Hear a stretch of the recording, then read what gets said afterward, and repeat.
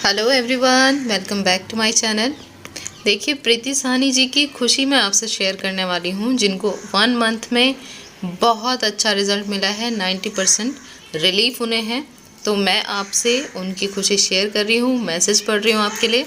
आप भी देखिए उन्होंने क्या क्या किया है कमर दर्द को ठीक करने के लिए और कैसे उन्हें 1 साल के कमर दर्द से राहत मिली है। तो प्रीति लिखती हैं कि मुझे 1 ईयर पहले L4 L5 L5 S1 C3 C4 यानी सर्वाइकल भी था, डिस्क प्रॉब्लम थी इनको, और मेरे कमर और हाथ में जलन और बहुत दर्द था। इन्होंने मुझसे इंस्टाग्राम पर कांटेक्ट किया था, तो इन्होंने मुझे बताया था इनका हाथ का दर्द बहुत ज़्यादा, मतलब बहुत ज़्यादा था इन्हें दर्द हाथ में। तो इन्होंने बताया कि बहुत डॉक्टर को दिखाया पर राहत नहीं मिली। फिर मैंने आपकी वीडियो देखी, मैंने मालिश सिकाई और यूनानी मेडिसिन ली। तो इन्होंने मेडिसिन मंगवाई थी, वो इन्होंने ली है। साथ में उन्होंने कहा है कि ना नीचे बैठना, ना ही वज़न उठाना और ना ही झुकी मैं। तो आज मैं 90% ठीक हूँ। आप मेरे लिए एक गॉड हैं, मैं बता नहीं सकती मैं कितनी खुश हूँ। Thank you. लेकिन प्लीज़, गॉड तो गॉड ही है, जब वो चाहते हैं तभी सब कुछ होता है। तो लेकिन आपने समझ लिया कि आपको क्या करना है क्या नहीं करना है इस तकलीफ़ से बाहर आने के लिए, तो आपको उस चीज़ से निजात मिली है। अपना बहुत सारा ख्याल रखिए। अब इनको अगर ये मेडिसिन शूट की हैं और इनसे इनका दर्द चला गया है, 90% वो अपने आप को ठीक पा रही हैं। और उनका आपने कमेंट देखा कि वो लिख रही हैं कि वो कितनी खुश हैं, बता नहीं सकती हैं। तो आप लोगों के ये समझना पड़ेगा कि मेडिसिन आप जो भी ले रहे हो इस वक्त, तो आपको आइडिया होना चाहिए कि तकलीफ़ में से कैसे बाहर आना है, किस किस चीज़ों का परहेज़ बहुत ज़रूरी है, जो कि इन्होंने भी लिखा है। मालिश और सिकाई मैंने की थी तो वो मैंने शेयर की है, इसलिए वो भी इन्होंने की है, और बाकी चीज़ें भी फॉलो की हैं, तो रिज़ल्ट इनको मिल गया है। तो अगर इस प्रॉब्लम में कोई है तो समझिए कि इन चीज़ों की कितनी ज़रूरत है। तो जो लोग आलस करते हैं ना कि अरे हमें घर का काम तो करना ही है, ऐसे करना है वैसे करना है, उन सबको थोड़ा सा आइडिया मिल जाना चाहिए।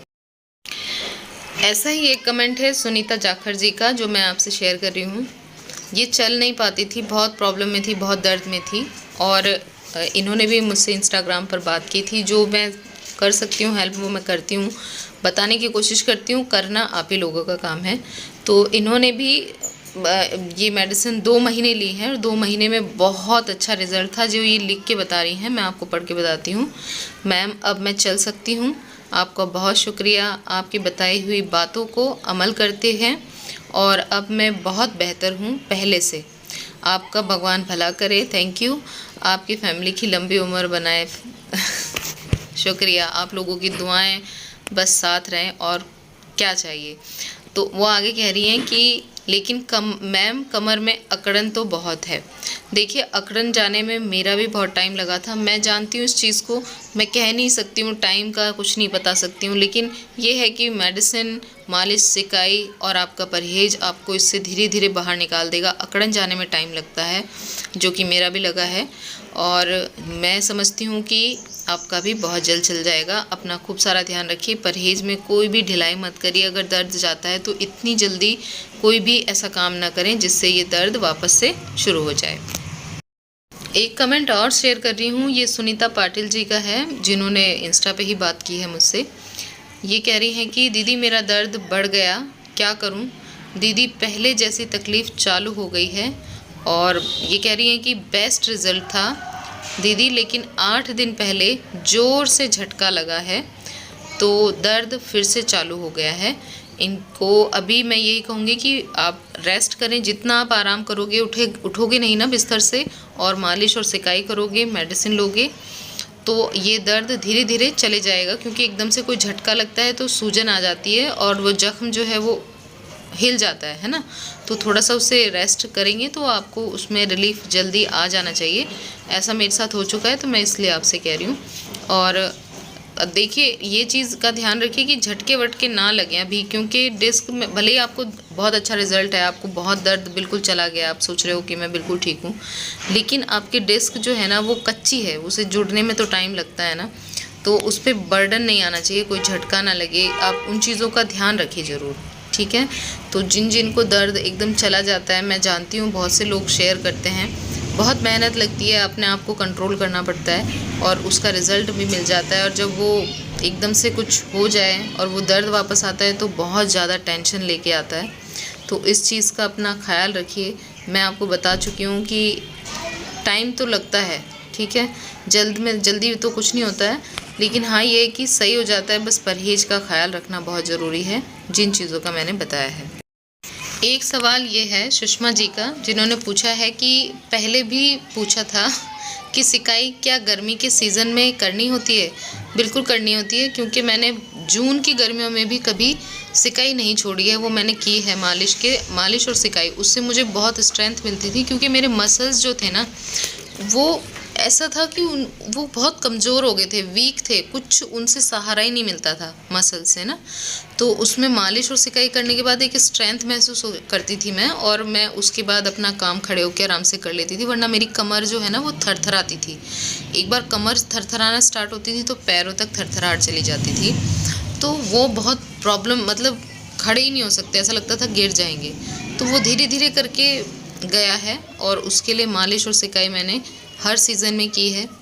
और गर्मियों में ये होता था कि बहुत पसीने आते थे, लेकिन सिकाई उस जगह पे ज़रूर करनी थी जिस जगह L4 L5 वाली जगह है ना।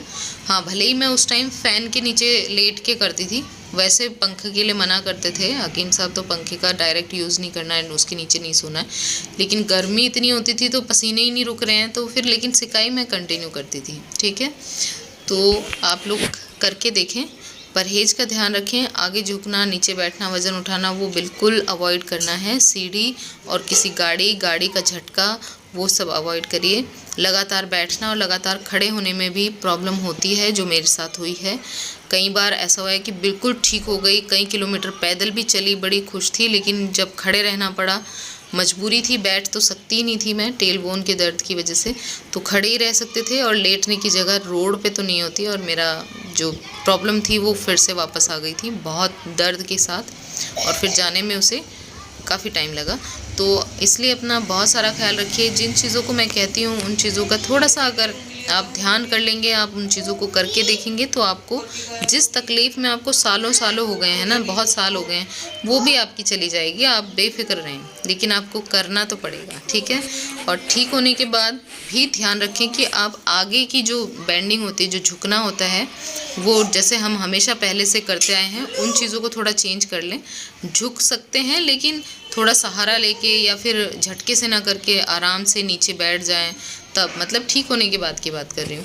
तो इन चीज़ों का ध्यान रखते हैं तो बिल्कुल सही रहते हैं, कोई प्रॉब्लम नहीं है। तो बस आज के लिए इतना ही। वीडियो अच्छी लगे तो लाइक, शेयर एंड सब्सक्राइब। अपना खूब सारा ख्याल रखिए। मिलते हैं नेक्स्ट वीडियो में।